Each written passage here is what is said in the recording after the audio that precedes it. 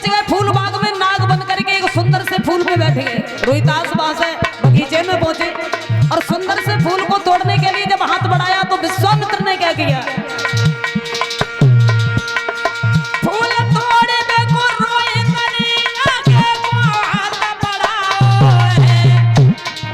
सोई विश्वामित्र ने नाग बन के बकी अंगुली में दस खाओ है।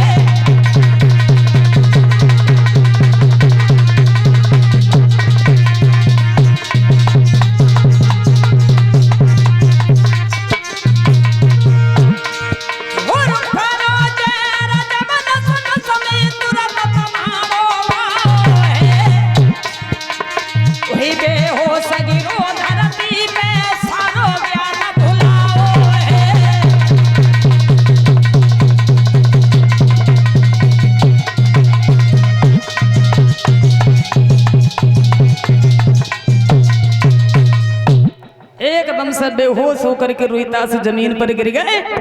पछाड़ खा करके जब जमीन पर रोहितास गिरे हैं, जीवन की आखिरी सांसें ले रहे हैं, जो मुंह से झाग निकल रहा है, शरीर नीला होने लगा। और जब शरीर नीला पड़ने लगा है तो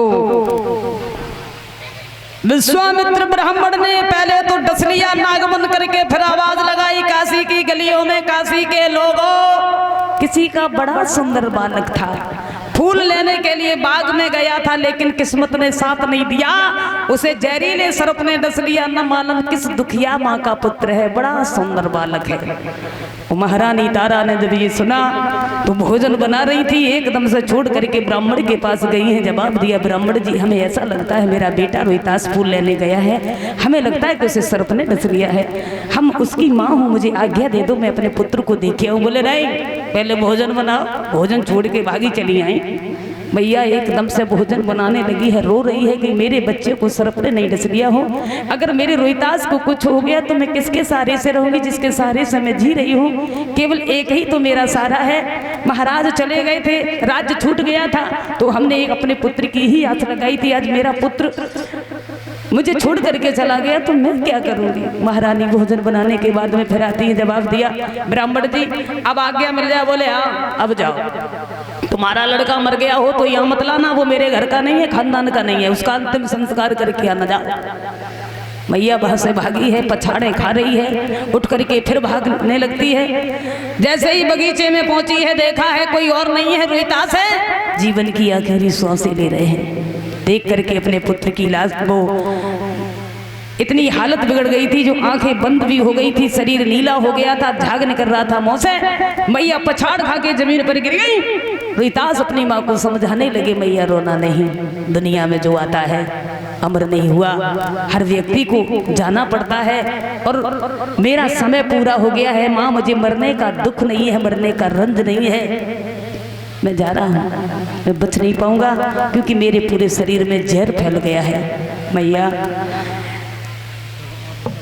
मुझे माफ कर देना, मैं इस दुनिया से जा रहा हूँ, लेकिन एक बात का ध्यान रखना माँ, लीनो जन्म सोई मरतु है, यो धीरे दिल को दीजिए, और एक बारी पुचकार की वो प्यार मैया कीजिए। रोहितास कहने लगे, मैया मैं बच नहीं पाऊंगा क्योंकि मेरी जबान बिगड़ रही है, मैं जा रहा हूँ, तुम धर्म को कभी पीठ मत दिखाना, और हमारे पिता अगर कहीं मिल जाए तो उनसे कह देना कि रोहितास इस दुनिया में नहीं रहा।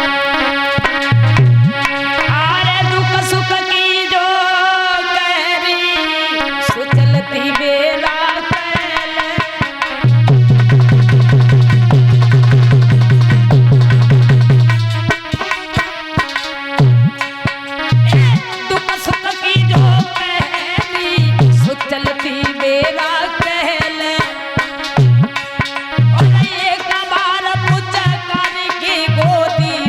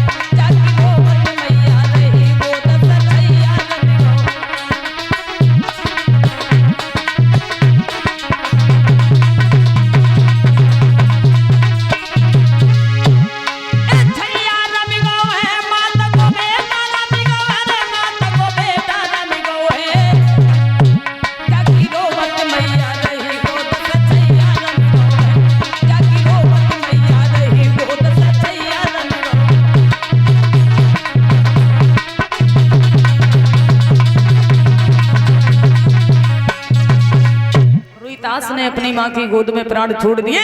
मैया वहां रो करके पछाड़े खाती है। उस दुखिया